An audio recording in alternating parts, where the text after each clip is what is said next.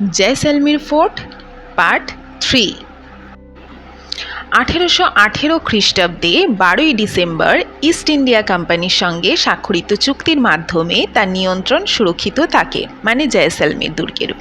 1820 খ্রিস্টাব্দে মূল রাজার মৃত্যুর পর তার পৌত্র গজ সিং উত্তরাধিকার সূত্রে দুর্গের নিয়ন্ত্রণ পান, কিন্তু ব্রিটিশ শাসনে সমুদ্রপথে বাণিজ্যের উত্থান এবং বোম্বাই বন্দরের উন্নতিতে জয়সলমেরের অর্থনৈতিক পতন ঘটে। স্বাধীনতা লাভ ও ভারত ভাগের পর প্রাচীন বাণিজ্য পথ রেশম পথ বন্ধ হয়, জয়সলমীর শহর বাণিজ্যে গুরুত্ব হারায়।